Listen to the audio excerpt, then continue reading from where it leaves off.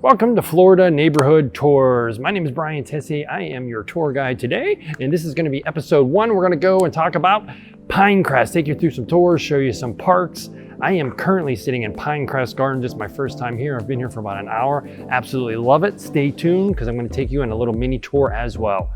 Why? Because you deserve it. So let's talk about Pinecrest first and foremost. Where is it located? So Pinecrest, as we can see, is located in the greater Miami area. So there's always downtown proper, Miami proper, which is downtown Miami, Brickell, etc., which with all the buildings. Then there's the greater area, right? The outskirts of Miami. It's still considered Miami. We can see here, it's in South Miami. Yes, Pinecrest is considered Miami. So some of the addresses, if you look it up, you may see it says Pinecrest, you may see it says Miami, Florida, etc. So the 2020 census population says Pinecrest is right around 18,000 people. The actual municipality itself of Pinecrest is about 15 square miles. Being a real estate agent, something I did notice about Pinecrest is it is what I call landlocked, right? It does not abut any type of recreational water source. So no lakes, no bay, no ocean. This is gonna be more of a family environment, I would say. Less of the tourists, less of the partiers, less of the single bachelor and bachelorette lifestyle. Something to note, the major artery of US 1, Route 1, etc., A1A, it goes right through Pinecrest and divides it. Not in half, but divides it. Why am I telling you that? Because if you have to travel for work, again, Pinecrest is about 30 minutes, give or take, south of Miami. If you need to travel to the airport or you need to travel to Brickell, downtown Miami proper, whatever, it's gonna take you about 30 to 45 minutes, depending on the time of day. So we get asked this question a lot, and a lot of times the people already know it when they come to me to buy a house. Is Pinecrest expensive? Yes, it's very expensive. The median price point is just under $1 million, which is around $937,000. Just for a point of reference, the national average is around $250,000, so $750,000 more. So another popular question I get asked all the time, and that is Pinecrest a good neighborhood? Well, you know, we can certainly all give our own opinion, right? We can ask, we can even survey people off the street if we want, but I like to go to a website called niche.com, which gives us actual data, right? They already did the research. So out of 380 suburbs in Florida, Pinecrest ranks number 3 for best suburbs to live in Florida, number 8, best suburb to raise a family in Florida, and number 12, best public schools in Florida. So those are actual statistical data. It's really hard to argue with that. Why? Because you deserve it, right? So those are some of the reasons you should make Pinecrest your place to live. Why? Because you deserve it.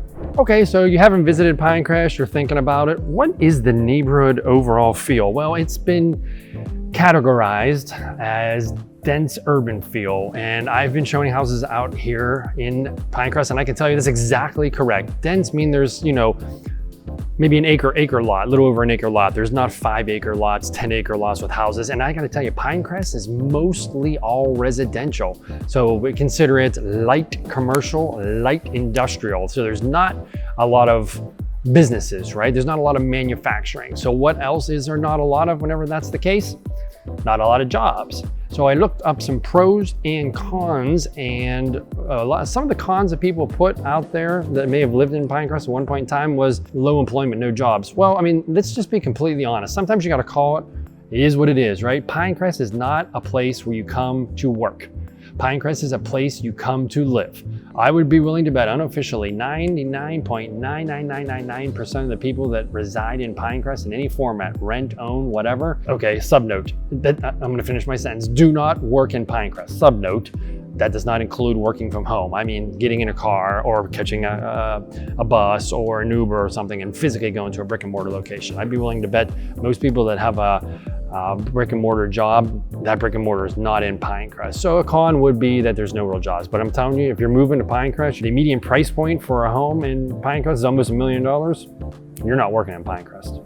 Okay, fun fact alert, fun fact alert, fun fact alert, fun fact time. So it has been said a long time ago, before there were any structures, Mr. Flagler was one of the founding Southeast Miami, Florida founders. There's Flagler Street, Flagler this, Flagler that, Flagler everything. It's very great memorial to Mr. Flagler. But Mr. Flagler used to stage his construction vehicles in what is now Pinecrest, because there was a train that he would put these vehicles on to go down to the Keys. So the Pinecrest at one point in time, we all know there's less population back in the day than there is now. The Keys was a big deal, right? South, obviously. As you can see, the Keys are south of Pinecrest. So he would build all kind of houses and industrial, commercial stuff down in the Keys. He would stage it on this piece of land, which didn't have a name, but is now known as Pinecrest, with all these amazing houses and no jobs. So I had told you what the median price point is for residential housing, which is just under $1,900,000. So what's the median income? Well, median income is around $155,000 a year. And you might think that's kind of low. Well, why is that, Brian? Well, that's because there's some condos. So the large percentage of the habitability in Pinecrest are going to be freestanding, magnificent homes, but they're, early Pinecrest were not these big $5 million mansions, $2 million mansions, $7 million mansions. They, nowadays are like $400,000, very low, small ranch houses. There's some apartments, some condos. So whenever you have condos and apartments, those are dense, right? You get a lot of people that live there versus neighborhoods with just like 50 houses. And so that can bring the median price point down. So $155,000 is the median price point as of now. And that is kind of low, but rest assured, there are plenty of rich people here. So what is Pinecrest known for, Brian? I get that a lot. Pinecrest is known for low crime rate. It's got a B- when it comes to crime, according to niche.com. Tons of tree-lined streets. I call them tree tunnels. So there's trees on this side, trees on this side. You might have tree-lined streets like that, but sometimes the trees form a canopy. It's like a tree tunnel. So we call these tree tunnels.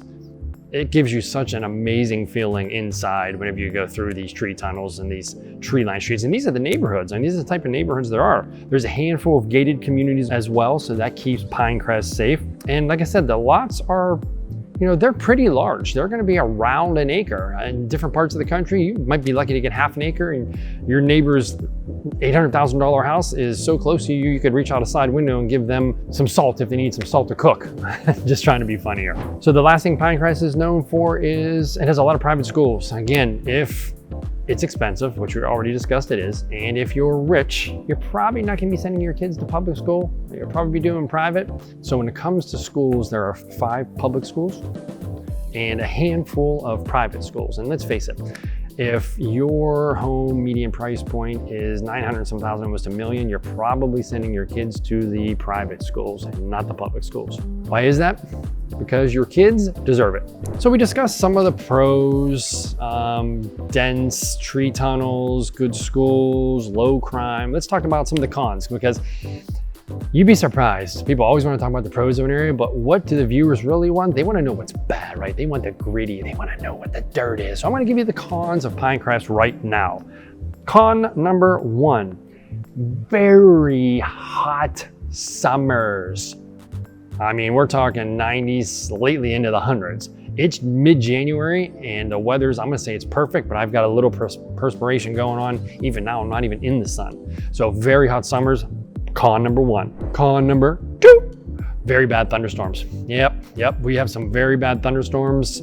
Sometimes the rain comes down so hard, so quick, so fast that a lot of these areas, I'm gonna say flood, but I don't want you to think of the national news when they have a hurricane flood, right? And everything's wiped out. I mean, like the side streets may have a little puddle pond area that's a little sketchy to get through for maybe a day, half a day, something like that, because the water just can't absorb so quickly with all the because we're in a tropical climate, obviously, and sometimes it rains really hard, really fast. So Pinecrest is, if you look it up on the maps, the flood map, ask your homeowner's insurance, they can do that as well. It is in a flood area, and since it's in a flood area, it's in a hurricane zone as well. Can't tell you the last time we've had some sort of devastating flood or hurricane, but it is still in a designated area that's flood and hurricane designated. Number 4, I already talked about, and that's few job opportunities, for reasons I already discussed. Number 5 is, I kind of touched on it a little as well. And so listen, this is super subjective. I'm gonna say traffic and distance to Miami proper, right? Or the airport, or wherever your brick and mortar place of employment may be. So that's super subjective. To me, a half hour to get there, and with traffic, maybe 45 minutes. Since I've been here in Miami, it's kind of the standard, right? If I need to be somewhere that's 38 to 45 minutes away, I make sure I leave an hour before, because you just never know. So to some people, like if you came from the Dakotas, that may be mind-boggling traffic, because you don't have a lot of traffic, right? But if you came from California, New York City, Toronto, Rome, Brazil, heavily traveled areas, a half an hour, 45 minutes is like no big deal to you at all. There's only 2 more cons left, and one is that in Pinecrest, people kind of keep to themselves. You know, that's gonna be a product of not having a lot of commercial, not having a lot of industrial, like not a lot of restaurants and stuff like that, and having large lots, so you're a little further away from the neighbors, so people kind of keep to themselves, right? There are some celebrities that live here. There's some NFL executives that live here as well, so people like to sustain some sort of anonymity, right? You know, if you have fans, if you're in a business where you have fans, a celebrity, athlete, or whatever, sometimes it's okay to have fans on some signatures, but you know, when you're in your home, your neighborhood, and you have your kids or whatever, you kind of just want to be enjoying that. So people tend to keep to themselves here in Pinecrest a little bit more. Not saying they're snobby, not saying they're mean. Actually, everybody I've met here is super nice. Again, if you come to the community center, which I'm going to take you through a little tour of, that's one of the areas where people will actually get in the same airspace, so to speak. And the last con is, there's no easy way to say it, language barrier. There is a lot of language barriers. What do I mean by that? Well, Miami, greater Miami area is a melting pot, right? Every different nationality is here. Asian, Russian, Brazilian, Argentinian, Spanish, American, Northern, Canadian, Northern America, everything is here. So there's going to be some language barriers, paying to get at the Walgreens, asking a question or something like that. So there is some slight language barrier challenges, and that is going to wrap up the cons. Listen, there's not a lot of cons there. You can deal with it, right? Why? Because you deserve it. All right, so what we're gonna do now is I'm gonna take you in a little video slides tour of the community center. So it's very sensitive because people are there working out. I really don't like to get videos of people working out because I wouldn't really want to be on camera working out either. So I did it kind of quickly, and like little kids are playing. I don't know if people are sensitive. So I went kind of quickly on these videos.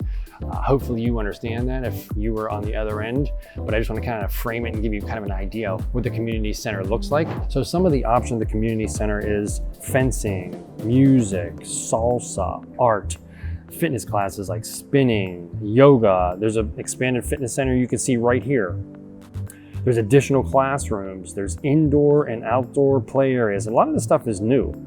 And my favorite is the cafe, which features wraps, salad, breakfast bowls, baked goods, and a kids menu. Very, very cool stuff. I mean, they make it very easy for you to stay there. So I'm gonna take you on a little tour of Pinecrest Gardens, and then we're gonna take a little walking tour of some of the parks that they have to offer. I hope you enjoy it. My name is Brian Tessy. Why do I hope you enjoy it? Because you deserve it. All right, another beautiful sunny day, 70-degree day in January in Southeast Florida. I am in Pinecrest Gardens. Only cost me $5 to get in. I'm gonna take you a tour and give you a little snippet. I'm not gonna give you the complete tour because, hey, I want you to come and take it yourself.